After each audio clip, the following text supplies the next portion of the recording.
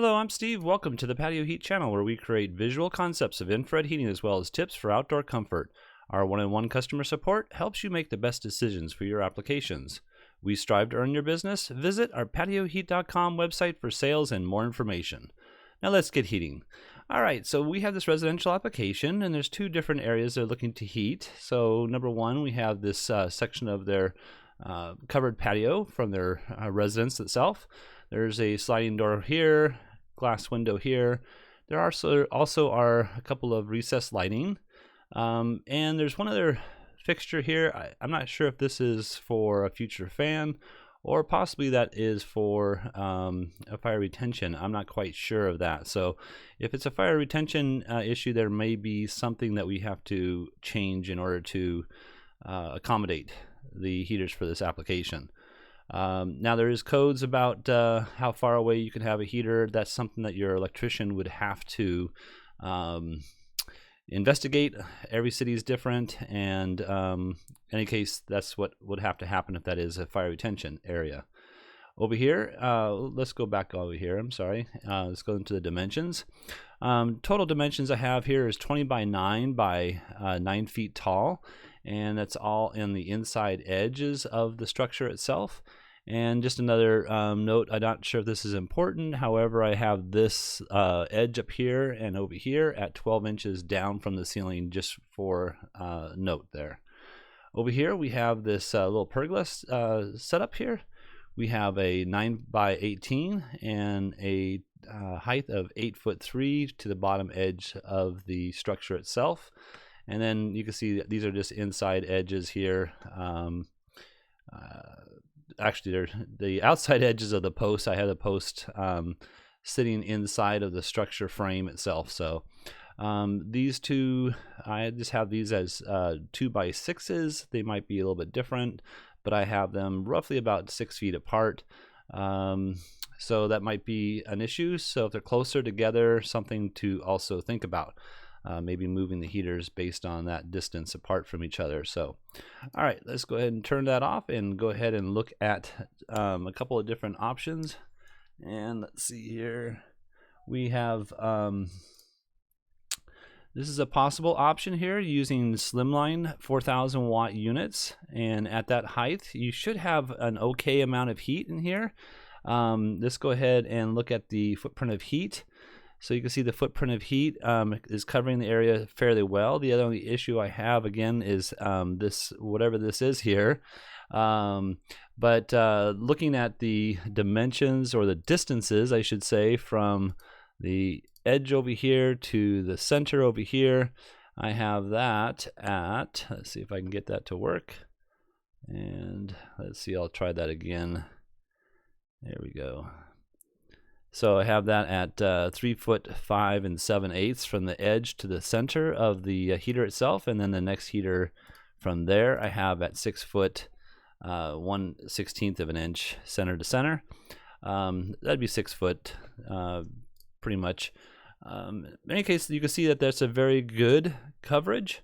The only thing is at that height we're just not at the optimum height of the heater. From the face of the heater to the finished floor. However, there's nice crossover here, so that would be just fine in my opinion. And I'm going to turn that off here. So that would be something that would work out fairly well. I do have it just centered within the internal span here, distance here. So you can see that's a nice coverage. Looking over here, I would probably go with the same slimline units. You can see that they're a little bit closer to the finished floor based on the height of the structure itself, and placing it on the bottom edge of these two 2 by 6s. And the distance apart from each other, you got a good spread, a good coverage in the center, and you can see that you're pretty much covering the almost entire inner part of this application here. So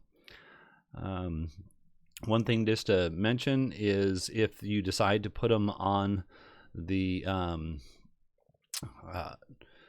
pieces here, this bracket is, I'll think of that term here in a second, but this bracket is adjustable through this groove here, so you can really line up the bracket and see if I can make that look better. Sorry about that. But you can adjust this bracket based on this groove here. There's a total distance that you're allowed to go and still maintain the support that it's looking for. You'll have to look at that in the owner's manual. But yes, you can attach it to the lattice work up here if that's something that you are interested in doing, and spreading the heaters apart. Now, I wouldn't spread them too much further apart, but let's just say we go with another maybe, this is try the 12 inches apart from each other, and we'll move that one 12 inches apart. And then we're going to go ahead and move both of them up to that lattice work here. And let's see how that looks. So again, that's how you would make the adjustments here, based on where that actual attachment is. So you can see that, in my configuration here, it works out fine, but I'm not quite sure about the true configuration of the distances of the lattice. But we got a good crossover here, and you got a little bit wider of a footprint of heat, and I think this would be just as good as the first, if not even better. So, and then the last thing I just want to mention is with these over here, this is probably an area that you'd probably use more often. This is more exposed, so you'd have to have a lot more heat for very cold, windier days. Not quite sure if this is a windy area or not, but should you want to have a little bit more heat in an area that you might use during rain, things of that nature, cold climates, then you might want to go ahead and use something like the CD series. This is a 6024. So this is 6,000 watt versus 4,000 watt that I just showed you. They're in the same locations, but they are a little bit more powerful.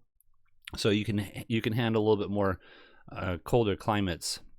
You would probably want to have at least a duplex switch, if not, then a control system for both of these heaters, because of the fact that they would probably be too hot, let's say in 55 to 60 or above temperatures for most people. So yeah, that's something that just to think about, but that's just another option there. So all right, well, I hope this has helped. If you're looking for some assistance with your outdoor heating application, you would like us to review your plans, please send your information into designs@patioheat.com. I'm Steve. Please tap that like button if you find this video useful. We don't advertise, we're not monetized. YouTube does not promote our channel in any way unless we receive thumbs up from our viewers, and we truly appreciate that. Thank you so much. Have an excellent day.